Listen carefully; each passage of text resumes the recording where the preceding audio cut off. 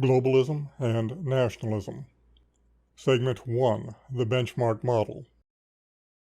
Though we may be absolutely sure that no benign intent motivates characterizations of SFEcon Model 0 as economic science for a Fourth Reich, we must allow some pertinence to this sentiment.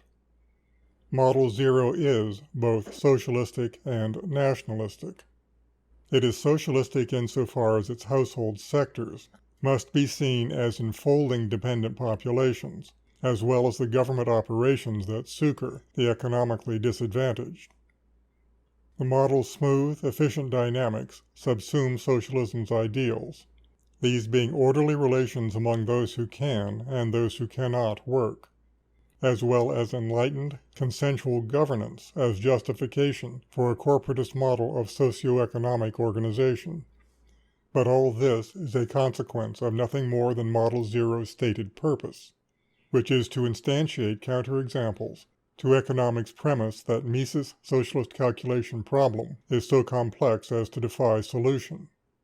The economic optimality that Mises challenges us to calculate is, after all, only definable for sectors that can be optimized. These sectors must, at minimum, produce a quantifiable product that has a calculable price and marginal cost of production. The dependent population produces no labor and commands no wage. Thus they present no data with which to contrast marginal costs of production and values of marginal product. And the same is true for governments, whose intersection with the economy is regulated by its police power rather than by supply and demand.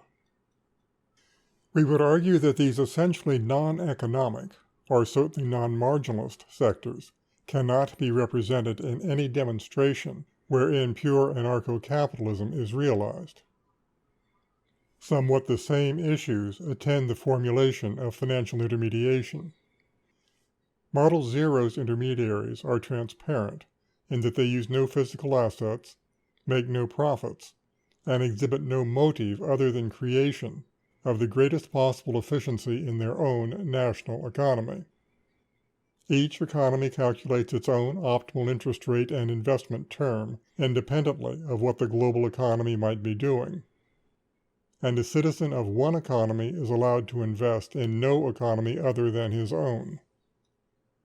Obviously, our awareness of these limits did not dissuade SFEcon from publishing Model Zero, which we offer as a sort of Platonic form with which to epitomize the realm spanned by price and volume, rather as Newtonian mechanics epitomizes the realm spanned by mass and velocity. Though Platonic forms have their charms, they tend not to be useful in themselves. They must be alloyed with considerations of immovable facts before they can be used. Newtonian mechanics became a source for the great engineering disciplines formulated in the 19th century, because its simplifying assumptions stopped being assumed and began to be accommodated. SFEcon Model Zero also serves as a theoretical chassis upon which many descendants might be formulated. Our Model 1, for example, has demonstrated its temporal stability even while accommodating any number of distinct sectors that express the activities of governments, dependent populations, and financial intermediaries. All of these sectors consume physical assets, and thereby have their effect on commodity prices. Governments develop and dispose of their financial positions according to wholly exogenous and economically arbitrary criteria. Any number of financial intermediaries operate on the spread between rates charged for financial placements and rates paid for the use of savings. Dependent populations continuously dispose of whatever largesse is provided to them. Model 1 has not yet been developed to the extent of realizing the multinational dimension of Model 0, and therefore cannot give place to the political motives that bear upon international finance. But some further developments on Model 0 have instructional value in relation to the current controversies over advancing globalism. Model Zero's nationalistic character is most evident in that it portrays nothing in the way of international finance. There is no facility for international arbitrage that might level the financial parameters governing the separate national currencies. The upshot of these restraints is that Model Zero steady states always materialize such that no economy has any trade imbalances. And all this is largely characteristic of the Axis powers before they were conquered in the mid-20th century.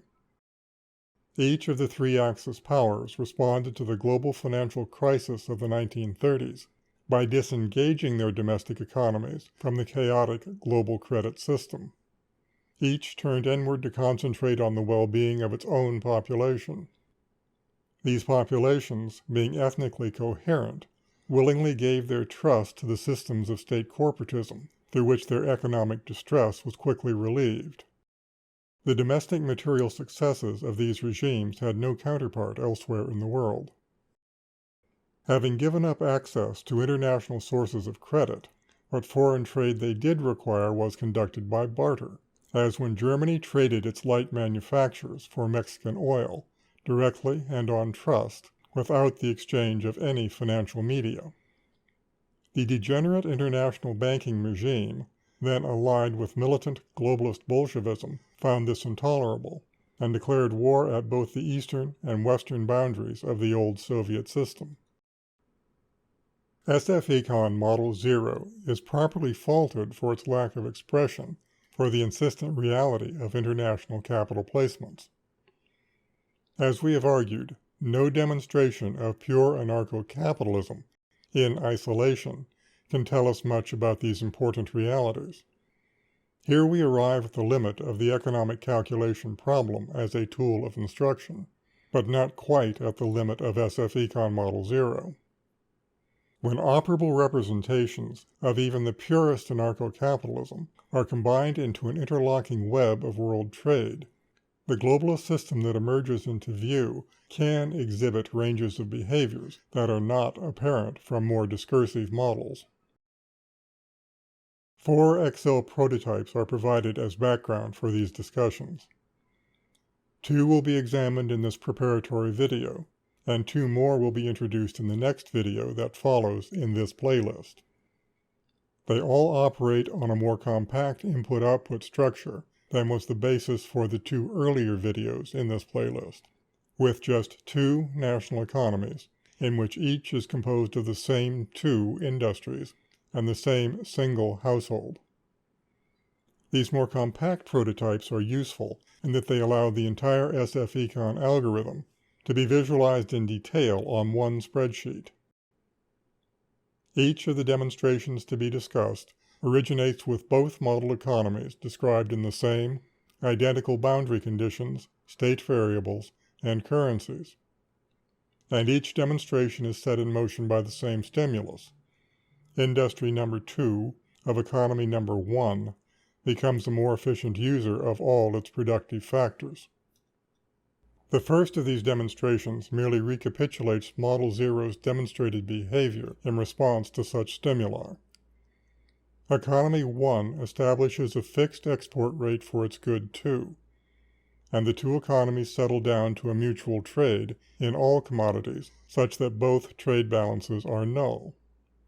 In the sample series shown here, Economy 1's rate of output for good 2, solid red, rises, while Economy 2's rate of output for good 2, solid blue, falls. Both economies increase their demand for good 2, the dashed lines, until the gap between supply and demand is reciprocated in both economies. The inverse of this pattern appears in series for good 1 and for households' labor.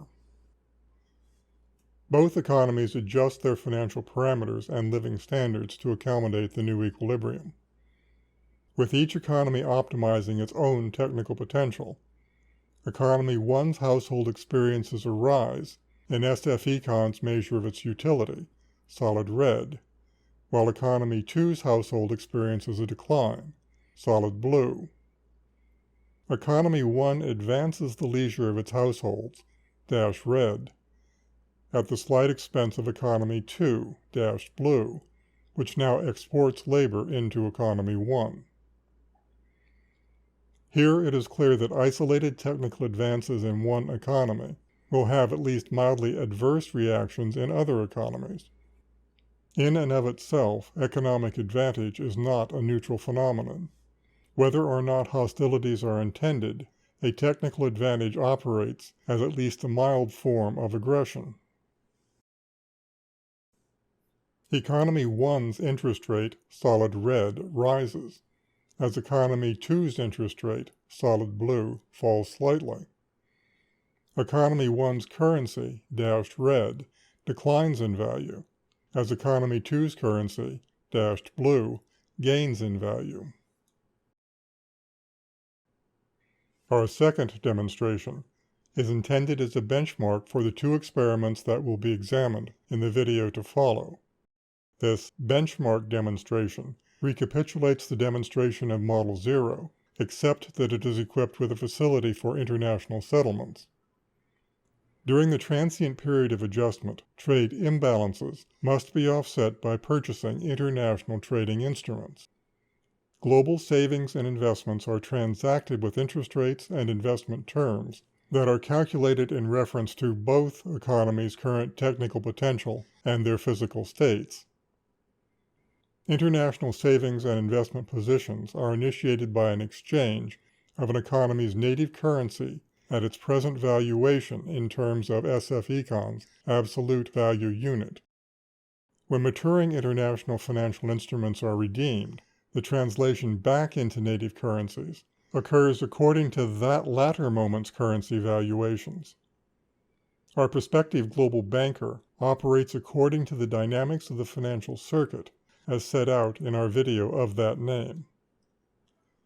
The time series generated by the benchmark model are shown here in a row below the corresponding series for our initial demonstration of Model 0. Comparing the transients for these two demonstrations, we see both similarities and differences. But, more importantly, we see that both experiments eventuate in the same physical steady state, but with slight differences in the terminal financial states. In the left column, we see the physical import-export profiles exhibit essentially the same dynamic in both models. In the center column, we once again see the economy with the superior technical potential achieving the greater success in terms of SFEcon's measures of material well-being, that is, household utility and the leisure time granted to the population. One anomaly must be pointed out for future reference. Note that the series for household utility show a marked difference in the early transient between year 2 and year 9. Here we see a significant period in which economy 2's household utility exceeds that of economy 1, even though that advantage is destined to be reversed.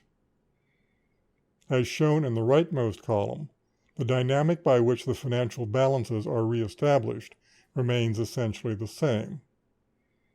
The yellow series at the lower right is for the global interest rate that governs international banking.